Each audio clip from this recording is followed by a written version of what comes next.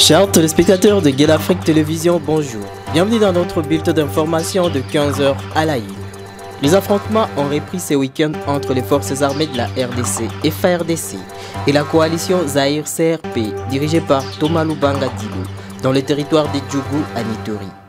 Les combats, signalés vers 10h, ont entraîné une paralysie totale des activités socio-économiques et scolaires à Lopa et ses environs. Depuis le début de la semaine, les miliciens Zaïre alliés à la CRP multiplient les attaques contre les positions des FARDC et les villages riverains du lac Albert. La société civile interpelle une fois de plus le gouvernement provincial afin d'assurer la sécurité des populations locales livrées à elles-mêmes. La ville de Goma reste secouée par une insécurité grandissante. Dans la nuit du vendredi au samedi 17 mai, le quartier Katoï a été le théâtre d'une attaque sanglante.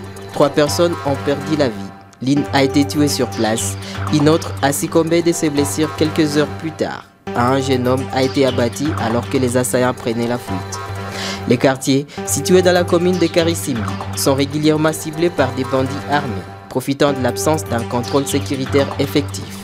Ces drames fait suite à un autre incident survenu plus tôt dans la journée du vendredi vers 15h, toujours dans la commune de Karisimbi, où une personne a été blessée par balle dans des circonstances similaires. La victime a été transférée à l'hôpital dans un état critique. La veille, dans la nuit du jeudi 16 au vendredi 17 mai, 2 chefs des quartiers de la zone de Mugunga ont également été assassinés. Ces assassinats ciblés ont semé la panique dans la population locale, déjà éprouvée par 2 mois d'instabilité et d'insécurité. À l'occasion de la journée des forces armées de la République démocratique du Congo et FARDC, la première ministre Judith Suminwa a salué le courage et le dévouement des militaires congolais en rendant un vibrant hommage à ceux qui défendent l'intégrité du territoire national.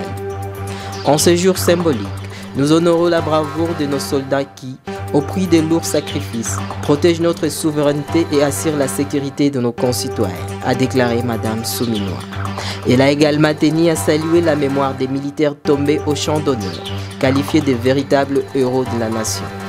La chef du gouvernement a réaffirmé l'engagement de l'État à renforcer les capacités opérationnelles des FARDC.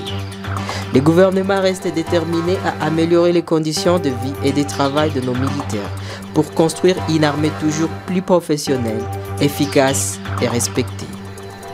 Karim Khan, procureur de la Cour pénale internationale, a annoncé sa mise en congé temporaire à partir du vendredi 16 mai 2025.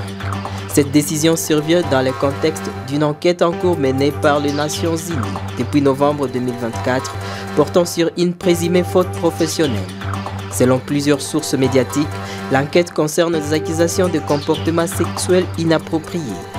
Le bureau du procureur de la CPI a confirmé que cette décision de retrait est volontaire et vise à préserver l'intégrité de la procédure jusqu'à son issue. Fin de ce bulletin d'information sur Guel Afrique Télévision. Retrouvez les développements de ces titres et bien d'autres dans notre grande édition de 19h.